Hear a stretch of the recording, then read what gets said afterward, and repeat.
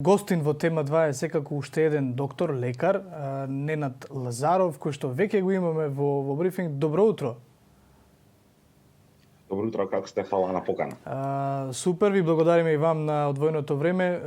Лазаров, вие сте еден од оние, важите за еден од оние гласни критичари кога е во прашање справувањето со COVID-19 во Македонија. И ако се погледнат денешните изданија, денешните печатени изданија, на нив ќе се забележи една загрижувачка информација, всушност разочарувачка информација, која што вели македонците за вакцинација одат во Србија. Каква е вашата оценка за начинот на досегашното справување со COVID-19? Видете, комплексно прашање поставувате, тешко е да се одговори, пошто прво се работи за еден голем временски период од една година веќе и повеќе. Второ, сите очекувања по однос на број на заболени и број на починати како глобално, така и локално ги надминавме како проекции. Ова е тотам сосема нова болест и сосема нова ситуација. Неблагодарно е баш да се критикува. Сега јас критичар, добро, да. Меѓутоа секој би можел подобро од некого и некоја друга опција била во игра. Генерално ми е криво што премногу во медицина кај нас има премногу политика. И претходниот гостин и премногу доктори има пратеници, градоначалници, министри, нас чето место е во ординација. Ти не можеш. Јас секојдневно ние практицираме без да имаме политички функции, па тешко останува и време и концентрација да се посветиш на медицината, а во политика ние сме веќе у дефицит. Можеше многу подобро. Кажавте загрижувачка. Јас би употребил друг збор за веста дека македонци одат во Србија да се вакцинираат, а тоа е понижувачка вест. Бидејќи можеше многу подобро, особено делот со вакцини да се изменаџира, тоа тврдам, бидејќи имам искуство и со фармацевтската индустрија и како тие работи одат и преговори, таму нема простор за пасивност или да чекате дека вие сте држава со такви големи компании. Па зар не му помножи со нула, например. Видовме дали сме ние голема држава или не. Дали кинеската вакцина ја дискутиравте претходно исто безбедна и тоа ќе видиме. Не сум толку убеден, и за да бидеш убеден во нешто треба да имаш на располагање докази да се презентирани. Ние имаме докази за вакцините и главното прашање на крај не е дали се безбедни, толку е битно колку што е битно дали се ефективни вакцините. Вие од еден стручен аспект, претпоставувам дека сигурно знаете повеќе од мене, имате преференца према тоа дали кинеската, руската, дали на Pfizer, која вакцина е најпогодна за употреба? Видете сега вака, ова е исто прашање многу интересно, стал денови дискутираме, особено вака и меѓу колеги, вчера имавме дискусија. Јас секогаш сакам да вулгаризирам во смисло да одговорот биде разбирлив за сите во моментот. Сега мене да ми понудат да бидам вакциниран, јас нема да прашам која вакцина ќе ми биде аплицирана, само ќе го кренам ракавот. Мислам дека доволно ви одговорив. Да, тогаш верувате во исправноста и ефикасноста на сите. Апсолутно да. Апсолутно да, и за мене апсолутно поприфатливо тоа што може да ми се случи од вакцината како несакан ефект, отколку она што може да ми се случи од COVID-19. Бидејќи што се случува од COVID-19 лично гледам секој ден, на жалост, или на среќа, се не знам како да се изразам, се уверија доста луѓе во сериозно и во трагичните исходи што ги испогледавме. Има една голема популација со што се уште не е убедена и во овој момент да дискутираме за степен на успешност на вакцини малце тешко, бидејќи пак ќе кажам лимитирани се имаме информации ние и за ефектите и по ефикасност и специфичност, меѓутоа не може толку здраво за готово да се земе, бидејќи сепак збориме за нови вакцини, нови модели на вакцини, нови механизми на делување на вакцините, па ќе видиме. Меѓутоа, во секој случај е добро да се прими било која вакцина, која. Интересно е на реторика, ќе заврши пандемијата кога ќе измислат вакцина, па измислија вакцина, па сега не ќе да бидеме експериментални глувци. Скепсата е веројатно на некој начин Од незнаење тоа. Тоа е научно докажано дека од незнаење, бидејќи се работи за елементарни процеси на познавање на биологија и физиологија на човечко тело. Тоа би требало во основно образование да се владано, за да не треба ние сега во 21 век да дискутираме дека да, ова е вирус, ова е бактерија, тоа е паразитарен, некоја габично заболување, кои што се многу различни работи. Значи, треба во иднина да се обрне многу големо внимание на здравствена едукација на луѓето. Од хигиенско-здравствени навики до диетарни режими, што значи здрава храна, ама сериозно на тоа да се обрне внимание, за да не мора на некоја следна пандемија, бидејќи ќе има сигурно, да ги учиме луѓето колку време и како се мијат раце направиле. Значи, бидејќи ние од тука почнавме, ако не забравате. Така да скепса не може да постои за вакцини, бидејќи е тоа нешто што едно 300 години више колку функционира и милиони животи се спасени.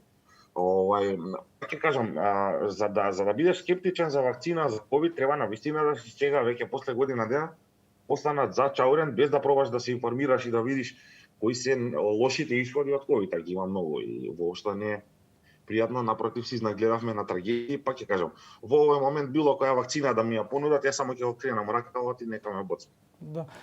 Доктор Лазаров, зборувавте за тоа дека кај нас многу повеќе доктори и лекари се инволвирани во политичка смисла, а рековте местото им е во ординација. И јас сакам да зборувам за какви беа, од внатре, какви беа подготовките на матичните лекари, кои што никакви. Беа не постојат први подготовки на матични лекари. Молам? Морам да ве прекинам за да ви скратам време, не постојат подготовки на матични лекари. Ниту се случија било какви подготовки. Добро, ако на почетокот беше нешто непознато, година до ден денеска. Не постои протокол, не постои ништо, значи нема спрема. Ова е лудило, луѓе мои, еден тотален хаос, еден тотален нерегулирана, оставено е нерегулирано цело примарно здравство. Не диригирано, да се изразам по-конкретно, значи не се дадени конкретни насоки. Ние отприлика знаеме што треба да правиме, меѓутоа благодарение на вас новинарите кои ќе ни известите на некој прес на нешто дека политичариве нешто кажале, дека нас све е централизирано и мора низ уста од еден човек тоа сето изде, суспендирани се служби, службена комуникација, тоа се случува, например. Ако се земе предвид почетокот на пандемијата, нели оној страв при 10-20 заразени, па потоа појдовме на бројки од над 1000 во ден, веројатно имавте некој развој во начинот на третирање. Каков е тој позадински инженеринг кој што не го гледаме? Вие велите протоколи нема. Меѓутоа не знам колку позадински инженеринг ми се допаѓа, ова е добар термин. Да, и у принцип нели секоја представа главниот шоу е позади завесата. Сега кај нас позади завесата се случи да се ние конечно после долги години како матични лекари доста веќе станавме компактна маса, верувате. Сега тоа ќе го кошта некого можеби и мандати и ќе видиме понатака како, бидејќи примарното здравство како никогаш до сега веќе е во внатрешна комуникација која што сами си организиравме.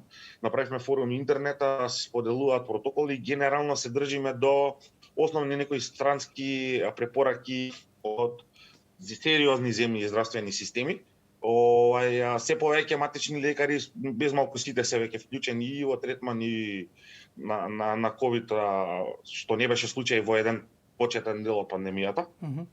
Бидејќи имаше информации, дури ни беше и наложено да не лекуваме ние како матични, за подоцна конверзија има во тој став дека ние не лекуваме. Видите, на почеток пандемијава наш ни беше изричито наложено да и секој суспектен пациент директно на инфективна клиника го покрена. Кога ние не знаеме инфективни болести да лечиме, како грипот лани инфективна клиника да го лекуваш. Тука се некои такви пропусти, за подоцна шифт да се случи, па сега зашо вие ќе прегледувате пациентите, зашто праќате на инфективна клиника. Сега веќе постои едно општо некое правило, знаеме прилика што правиме. Меѓутоа, пак ќе кажам, катастрофално е, жално е. Јас се надевам дека некојаш ќе најдеме време да ги напишеме во една книга сите овие работи што ги поминавме во оваа една година, бидејќи 80 и кусур % од пациентите со ковид заболени се третираа на примарно ниво исклучиво. 10% диагностицирани со симптоми завршија во болница само. Сакам да кажам дека во болниците се лекува 800, 900, 1000 луѓе во најлошите моменти од пандемијава, ама во исто време имавме 20.000 ние на терен што со послаби симптоми, да речеме, со поблаги симптоми пациенти ги третиравме, а за цело време сме напаѓани под константна критика, меѓутоа тоа е тој политички инженеринг што се случи, заради тоа што се евидентно е дека не се справуваат како што треба со кризата, а на политичарите кога не ги прават работите како што треба, секогаш им треба криве. Добро, за волја на вистината, јас не видов критики кон матичните лекари од, ако веќе зборуваме од политичките врвови, имаше кон морам да ве коригирам, дури Комисијата за заразни болести беше најмногу. Каже дека малце повеќе требало да се активираме. Министерот за здравство од првиот момент викаше концесионери, дека сме што не разбиравме што значи како матични, па после имаш изјава дека не сме во системот, па после тоа се конструираат и се изјавува дека има комуникација, а нема, не постои никаква. Така да има критики, значи ни бевме поздравени од премиер на држава да бидеме малце похрабри во лекувањето. Ако тоа не е навредливо, за нас е. Лазаров, оттаму ли, од сето ова ли излегува ова иницијатива која што неодамна ја објавивте, а почнувате од понеделник со нејзино спроведување, мобилен тим кој што ќе оди во домашни услови да прегледува пациенти. Како ќе се одвива тој процес, како ќе го наплаќате тој процес, како е регулиран тој процес? На жалост, зборуваме сега за нешто како да е инвенција, а всушност не е топла вода. Ова домашната посета и систем за домашна посета постои до сега. Многу малку се практикуваше од колегите на примарно на здравство, од кои причини веќе може и цела емисија да дискутираме. Регулирано си е нормално, значи апсолутно пациентот има сустав за гарантирано право на здравје, Закон за здравствена заштита кој што прецизира под кои услови треба да се работи и ќе се трудиме да им излеземе во пресрет на потреби на што е можно повеќе пациенти. Видете, ова е еден вид на социјален проект што го правиме во соработка со помлади мои колеги кои што се нафатија на ова. Цената ќе биде символична, 1000 денари, што е сума која што е доволна да ги покрие буквално трошоците поврзани со функционирање на оваа служба. Поедноставно кажано да можеме да ги платам тие луѓе, плата да добијат сестра медицинска и лекар ќе биде во тим што ќе ви биде на располагање секој ден од 8 до 20 часот. Онаму каде што апсолутно од било кои X причини нема простор да платат луѓето, секако дека ќе им излеземе во пресрет и ќе се заврши. Почем мојата ординација секој ден отворена, веќе 10 години не се случило до сега на никој ние да наплатиме преглед, збориме во услови во амбуланта. Во ситуација каде што би оделе во дом, разбирливо е дека тоа мора да биде финансиски да постои финансиска логика и одржливост на целото тоа, нели? Так. Добро, доктор Лазаров, јас ви благодарам на одвоеното време, ви благодарам за овие 15 на минути брифинг, критика, информација, анализа, како и да е. Се надевам дека ќе зборуваме повторно, бидејќи доправа треба да ни почне оној процес на вакцинација на населението. Ке имаме повод веројатно за уште еден разговор. Ви благодарам. Благодарам ја на поканата и само една порака до сите, за крај ве молам, вакцинирайте се воопшто, да не се двумете, значи ризикот постои секогаш, апсолутно никој не вели дека се 100% безбедни вакцините, ништо не е 100% безбедно, ама е многу подобра опција него ризикот од COVID-19. Така. Почитувани, ја слушнавте пораката на докторот Ненад Лазаров,